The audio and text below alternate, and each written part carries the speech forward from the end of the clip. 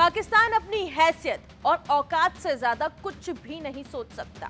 पाकिस्तान ने भारत का माहौल बिगाड़ने के लिए अपनी खुफिया एजेंसी और आईएसआई के साथ मिलकर अपने आतंकियों को तैयार करना शुरू किया। स्लीपर सेल एक्टिव किए, जंतर मंतर में जो प्रोटेस्ट चल रहा था उसका फायदा उठाते हुए भारत में बड़े धमाके की साजिश रची जा रही थी। लेकिन इन जिहादियों को यह नहीं पता था कि इनके नापाक मंसूबे और ये जो खतरनाक साजिश रच रहे हैं इस पर भारत की सुरक्षा एजेंसी पानी फेर देगी। भारत के सख्त और तगड़े एक्शन ने इस वक्त आपको बता दें कि पाकिस्तान में भयंकर हड़कंप मचा कर रख दिया है। आइए सिलसिलेवार तरीके से ये जानते हैं कि आखिरकार ये पूरा आतंकी नेटवर्क कब, कैसे और किस तरह तैयार हुआ और कैसे इसका पर्दाफाश हुआ। दरअसल आपको बता दें कि अमृतसर में पुलिस जांच के दौरान एक बेहद चौंकाने वाली और गंभीर बात सामने आई है।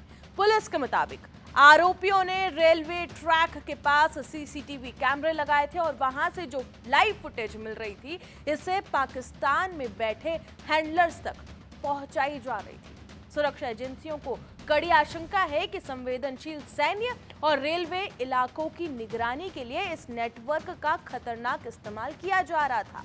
वंश कुमार और नाबालिग की गिरफ्तारी हुई है। बीते महीने जोड़ा फाटक के पास रेलवे ट्रैक के पोल कैमरे की जांच के दौरान 19 वर्षीय वंश कुमार और उसके एक नाबालिग साथी को दबोचा गया। इनके पास से एक पिस्तौल, सीसीटीवी कैमरे, कारतूस और चोरी की गई बाइक भी बरामद की गई। पूछताछ में दोनों ने कैमरा लगाने की बात स्वीकार की।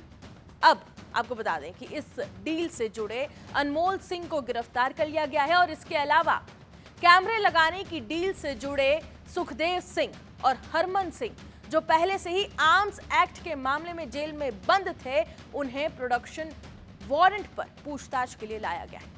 जंतर मंतर पर धरने की आड़ में रची गई थी ये पूरी साजिश। अमृतसर के पुलिस कमिश्नर गुरप्रीत सिंह के मुताबिक जांच में यह सामने आया है कि आरोपियों को पाकिस्तान में बैठे कथित आईएसआई हैंडलर सीधे आदेश दे रहे थे। एक आरोपी ने पूछताछ में स्वीकार किया है कि वो अपने 8 साथियों के साथ दिल्ली के जंतर मंतर में गया था। वहां चल रहे कॉकरोच जनता पार्टी यानी कि सीजेपी के धरने के दौरान आतंकी वारदात को अंजाम देने का खतरनाक टास्क उसे दिया गया था और उसके लिए वो वहां गया था। आरोपियों को स्थायी स्तर पर उत्तर प्रदेश के एक व्यक्ति के जरिए हथियार और विस्फोट मुहैया कराने की योजना थी, लेकिन सुरक्षा एजेंसियों की चौकसी के चलते वो अपने मंसूबों में कामयाब नहीं हो सका और वापस पंजाब लौट आए। सुरक्षा एजेंसियों की तफ्तीश में इस बात का भी खुलासा हुआ है कि इस नापाक नेटवर्क के तार देश के दूसरे हिस्सों से भी जुड़े हुए हैं। हाल ही में पश्चिम बंगाल से भी 2 संदिग्ध आतंकियों की गिरफ्तारी ने इस बात पर मोहर भी लगा दी है कि आईएसआई भारत के अलग अलग राज्यों में स्लीपर सेल्स को एक्टिव करने की साजिश रच रहा था।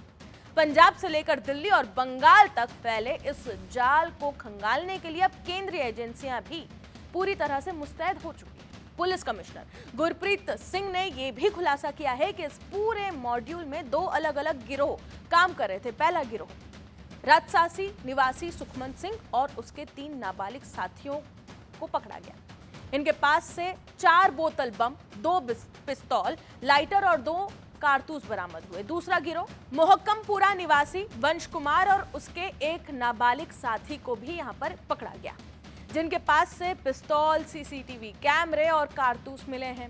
अन्य आरोपियों में हरमन सिंह और सुखदेव सिंह भी शामिल है।